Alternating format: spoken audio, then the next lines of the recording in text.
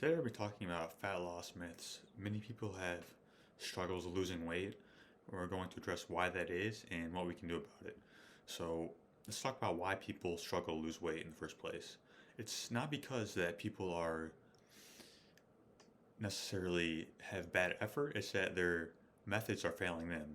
So they're not failing the methods are failing them. 95% of people set out to lose weight fail in the long term, and it's not necessarily their fault. There's 5 reasons that I'm going to go through today that are a big reason for that, and then we're going to get into what we can actually do so we can actually lose weight. So, number one, we're going to go through caloric restriction. Now, this is the number one thing that people do when they set out to lose weight is they eat less, exercise more, right? That's what they're told. Now, logically that would work, but the problem is that we're not a human calculator. So what happens is that when we eat less, exercise more, and this is, it may work in the short term, but even that doesn't work for everybody. Let's say it does.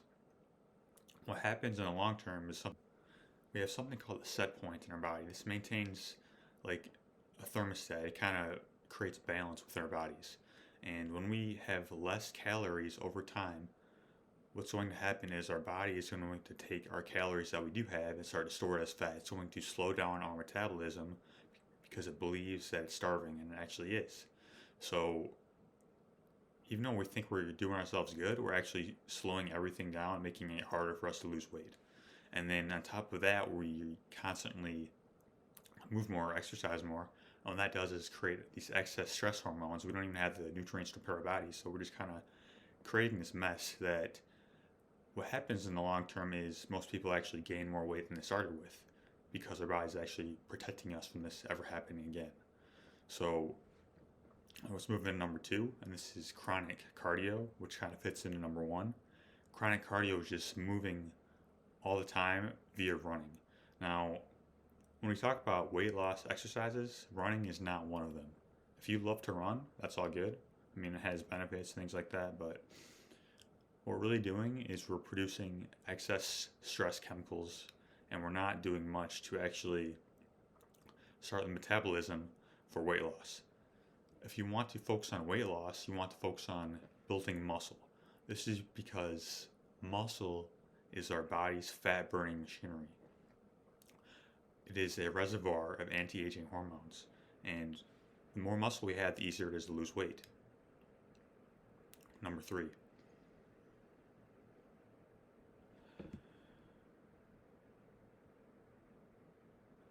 using the scale. Most of us are so focused on the goal, like we focus on weight loss, and we step in the scale all the time just to see that if our numbers are going down, see what we're doing is working.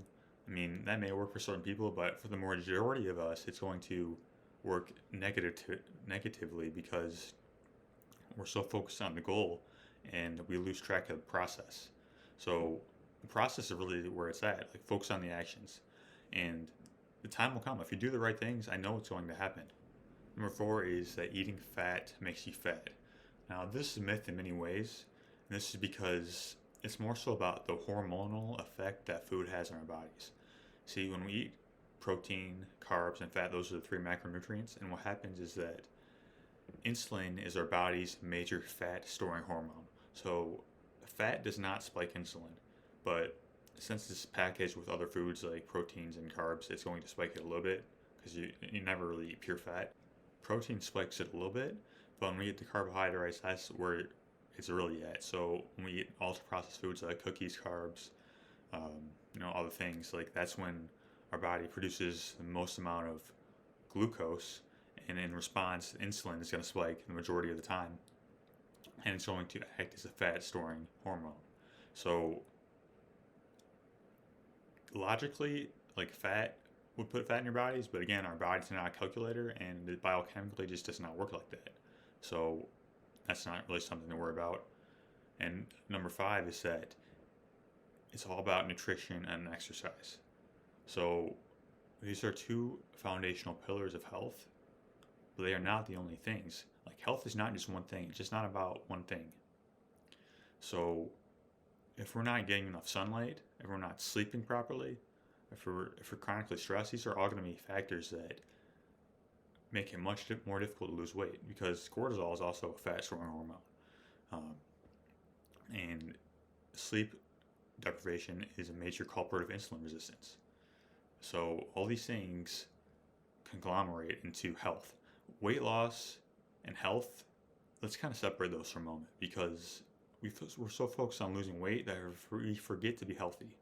And we often go about it in unhealthy ways and it's not sustainable and the integrity is not there. So it doesn't last. So the best way to do this is to focus on health. So eat real food, sleep, move, have good relationships, all these things. And then your body is going to do what it's designed to do because your body wants to heal itself. Your body is designed to heal itself. All you have to do is get out of the way and give it what it actually needs, and everything will fall into place. I'm telling you. You got this, and you were designed for health.